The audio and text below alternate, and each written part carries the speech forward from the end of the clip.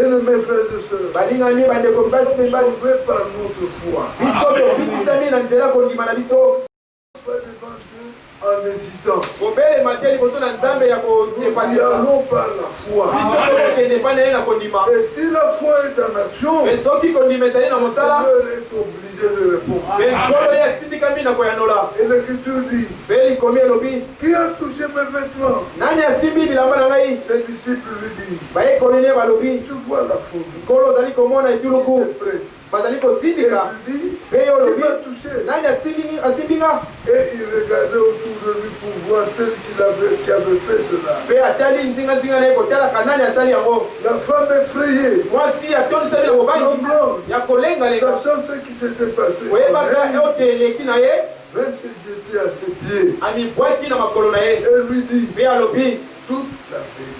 kolobaka solo nyonso Mais Jésus lui dit, kasi nkolo yesu kristo ma elobi fille, elenge mwasi ta foi t'a sauvé. kondima na yo ebikisi yo Il y avait la foi là. ye azalaki na kondima wana La Bible nous dit biblia elobi que celui qui s'approche de Dieu, oyo azali kobelema na nzambe il faut qu'il croit que Dieu existe. osengeli akondima ete nkolo azali Le fait de croire que Dieu existe, c'est ntina ya ça. kondima ete nkolo ye azali Et si la foi est là, soki kondima ezali attends-toi de voir la gloire de Dieu. zela komonaka nkembo na nzambe Bien-aimés frères, balingami bandeko ta foi t'a sauvé, va en paix. kondima no ebikisi okende na Et kimia sois guéri de ton mal. mpe bikisama na mabe na yo Comme il parlait encore, ntango ye banda koloba nanu il vint de chez le chef de la synagogue, boyaka nkumu ya sinagoga des gens qui disent, bato bakoloba ta fille est morte. mwana no ya mwasi akufi Pourquoi importuner davantage le maître? mpo na nini kokende liboso na maître Mais Jésus, kasi yesu sans tenir compte de ses paroles, kozanga koyokaka maloba oyo dit au chef de la synagogue, alobi na mokonzi ya sinagoga ne crains pas, kobanga te crois seul. ndima kaka Il ne faut pas nous craindre à tout moment. kobangaka te na batango nyonso Oh, bénémoine. Ils ont preuve que nous les connaissons. mpe kondima ete toyebi ye Jésus n'a jamais été terrifié par une situation. yesu kristu ye atikala kokwea te na likambo moko Aussi macabre qu'elle soit, atako lolenge nini yango ezali Jésus est toujours au-dessus. yesu kristu ezali kaka likolo Alors l'Écriture dit, yango na likomi elobi et il ne permet à personne de l'accompagner. mpe ye apesi nzela te na moto moko abila ye Si ce n'est à Pierre, à Jacques et à Jean, soki ezalaki te na petelo na jacques mpe na jean frères de Jacques, bandeko ya jacques ils arrivèrent à la maison du chef de la synagogue. bango basili kokóma na ndako ya Où mokonzi ya Jésus sinagoga vit une fille bruyante et des gens qui pleuraient et qui poussaient de grands cris. mpe bato babanda kolela mpe kokanga banganga ya makasi Il entra et leur dit, ye akoti mpe alobi na bango pourquoi faites-vous du bruit? mpo na nini bino boko kotya Et makelele pourquoi pleurez-vous? mpe mpo na nini bino boza kolela L'enfant n'est pas mort, mwana akufi te mais elle dort. kasi ye azali kolala Qui ose mpe lelo manifester cette foi?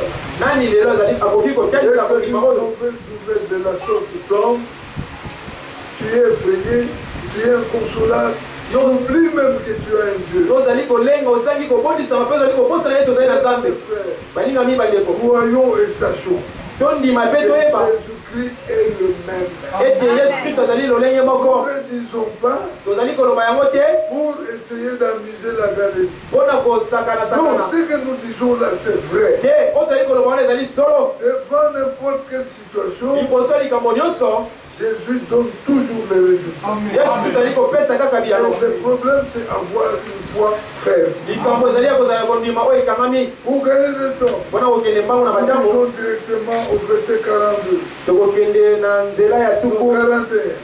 Il a saisi par la main ye asimbi ye na loboko et lui dit, mpe elobi na ye Talitakum. C'est qui? talita kum Ce qui signifie, oyo elakisi jeune fille, lève-toi. elenge mwasi telema Je te l'ai dit. nazali koyebisa yo Aussitôt la jeune fille se leva. na mbala moko elenge mwasi Elle s'est alamuki mise à marcher mpe car elle avait 12 ans. Et il fut dans un grand étonnement. C'est que Dieu fait étonne toujours. Comment il peut prendre moi, un fils d'homme, et faire de moi aujourd'hui un fils de Dieu? Ça me fait qu'étonner. Bien aimé frère, la seule personne que Dieu a créée, déjà enfant de Dieu, c'était Adam. Et Adam était déjà majeur. Adam n'a pas connu de nouvelle naissance.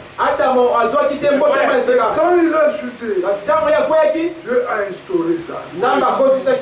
Dieu a créé des hommes. Pour devenir enfant de Dieu, il faut la présence de la sémence. Il faut croire dans la sémence. William Branham disait, lorsque la sémence vient dans le cœur d'un homme, si ce cœur-là est croyant, le cœur s'ouvre. La sémence tombe dedans. Le cœur se réfère. La sémence croit. Et ce cœur-là ne pourra plus jamais tomber dans l'incrédulité. Que le Seigneur fasse de nous ainsi. Quand tu crois ainsi la parole, par la parole, tu passes de la première naissance à la seconde. Par la nouvelle naissance, la naissance fait de toi fils de Dieu. Là, il est question de Jean 1, 13, 11, 12. La parole est venue chez les siens. Les siens ne l'ont pas reçu. Mais tous ceux qui l'ont reçu, as-tu reçu la parole? La parole fait de toi fils de Dieu. Et fils de Dieu n'est pas né ni de la chair, ni de la volonté de l'homme. Mais c'est par la volonté de Dieu que tu es devenu fils de Dieu. Alors, bien mes frères, nous avons vu là les guérisons multiples que le Seigneur Jésus-Christ arrivait à faire. Regardez, nous sommes dans Actes au chapitre 10. Dans Acte 10, nous sommes dans Acte 10. Le verset 38 dit,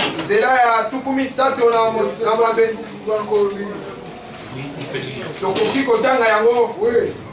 Vous savez comment Dieu a oint du Saint-Esprit et de force.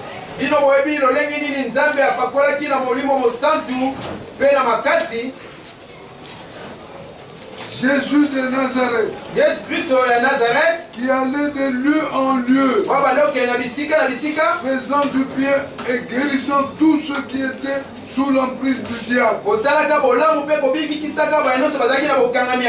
Car Dieu était avec lui.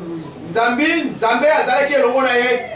frères et sœurs, la présence de Jésus sur la terre était la manifestation de la volonté de Dieu.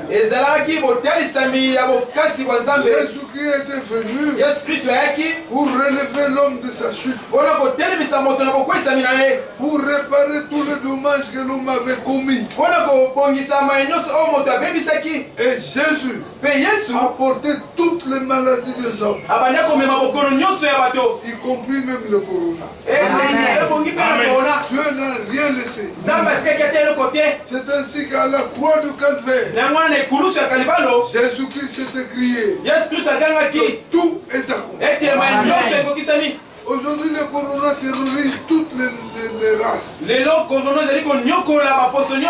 n'y a qu'une seule race qui peut braver le corona. C'est la race des élus. C'est la race des enfants de Dieu. Bien-aimés frères et sœurs, mais Paul a dit que je suis venu vous annoncer Jésus-Christ. Mais plutôt Jésus-Christ crucifié. Quand Jésus était dans la chair, il a accompli beaucoup de miracles. Il accomplissait le miracle seulement sur le lieu où il était. Quand il était à Capernaum, seulement Capernaum qui pouvait faire le miracle. Parce que ce n'était pas un homme qui avait la faculté d'être partout à la fois. Écoutez-moi bien mes frères. Mais quand il est monté à la croix, lorsqu'il a été crucifié, en ce moment-là, Jésus est devenu autrement. Jésus-Christ crucifié était capable de pouvoir répondre à l'appel des enfants de Dieu partout où ils étaient. Aujourd'hui, nous ici nous invoquons son nom. Amen. Et il répond. Pendant ce temps, on invoque son nom. Il répond aussi. C'est Jésus-Christ crucifié que nous vous annonçons. Bien aimés frères, on doit faire paix. Faire paix. C'est-à-dire, donc ça peut avec Jésus-Christ le Seigneur, que Jésus-Christ seul. Comprenez-moi bien. Jésus-Christ seul. Jésus-Christ était capable de faire des miracles. Mais il ne pouvait le faire que dans la contrée où il s'était né. Oui. Quand il était à Jérusalem, c'est seulement Jérusalem qui pouvait faire des miracles. Mais Jésus-Christ crucifié, il répond partout où on l'appelle. Partout où on l'invoque, un miracle est possible. Parce que Jésus-Christ crucifié a répondu à tout ce que Dieu voulait. Et mes frères et sœurs, quand nous rentrons dans 1 Corinthiens 2 là, Paul dit, il n'était pas venu avec une supériorité de langage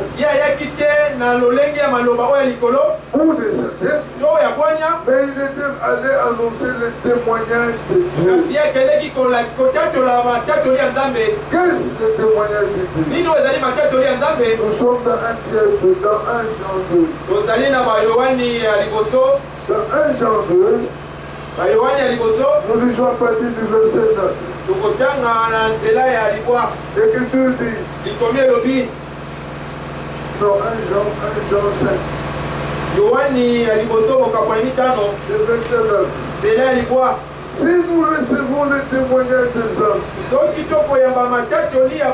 le témoignage de Dieu est plus grand. Quand Dieu témoigne sur toi, c'est plus que tout. Alors, quand le témoignage de Dieu consiste dans ce qu'il a rendu témoignage à son Fils. Celui qui croit au Fils de Dieu a ce témoignage en lui-même. Celui qui ne croit pas, celui qui ne croit pas Dieu, est fait menteur. Mon frère, ma soeur, quand Dieu parle, nous écoutons, nous recevons, et puis nous croyons. Ensuite, nous obéissons. Si tu ne crois pas Dieu, tu le fais menteur. Or, Dieu ne mange jamais. Dans la bouche de Dieu, sort toujours la vérité. C'est pourquoi, mes frères, croyons et certifions toujours Dieu. Quand un homme croit et reçoit la parole de Dieu, il donne raison à Dieu. Il se dit, c'est lui qui m'a parlé et c'est lui qui voit mieux. Moi, je ne connais pas tout. Alors, bien mes frères, le témoignage de Dieu, nous sommes au verset 10.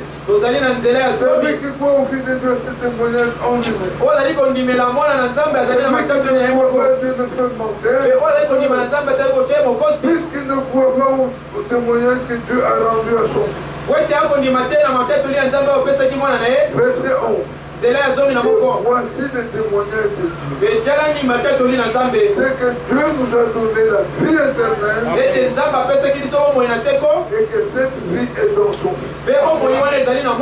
C'est ça le témoignage de Dieu. Quand tu crois au Fils de Dieu, tu as la vie éternelle. Mais à côté du témoignage de Dieu, il y a aussi le témoignage de Jésus.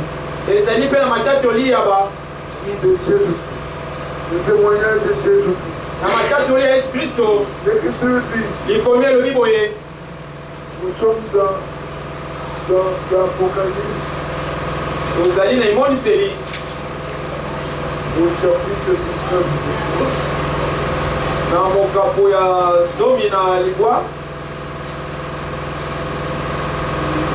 Apocalypse au chapitre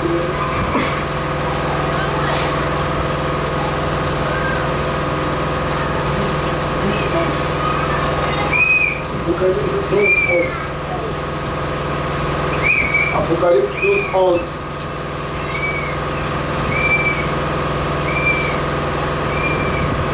La Bible nous dit qu'ils ont vaincu à cause du sang de l'agneau et à cause de la parole de leur témoignage.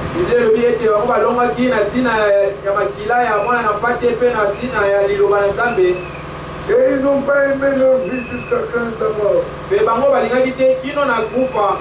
C'est pourquoi réjouissez-vous, Dieu et vous qui habitez dans les cieux. Mais ce n'est pas là où je cherche. Je cherche là où c'est écrit directement que le témoignage de Jésus-Christ est l'esprit de la prophétie.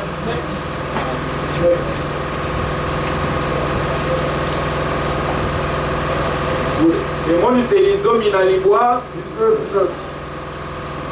Et il me dit, heureux ceux qui sont appelés au festin de notre de l'agneau. Et il me dit, ces paroles sont de véritables paroles de Dieu. Et j'ai tombé à ses pieds pour l'adorer. Mais il me dit, garde-toi de le faire. Je suis ton compagnon de service.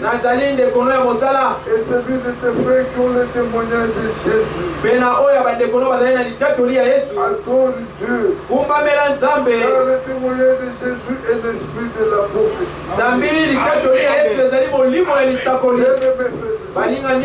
Ce n'est pas en vain que nous croyons le message du temps de la fin. Nous le croyons parce qu'en nous agit l'esprit de la prophétie.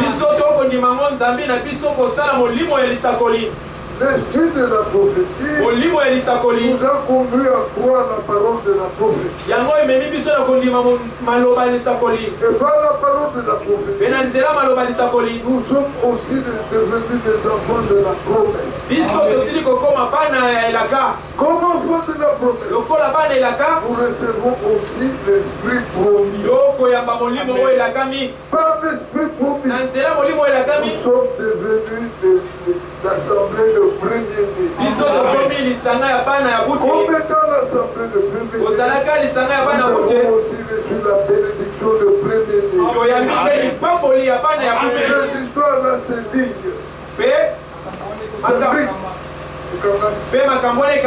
Ce n'est pas en vain. Il y a une chose qui appelle une autre. L'autre appelle aussi une autre. Ça fait un tour. Et cela fait que tous les enfants de Dieu, ils auront un même agissement. Aujourd'hui, nous constatons tous l'aspect macabre que l'esprit est désolant,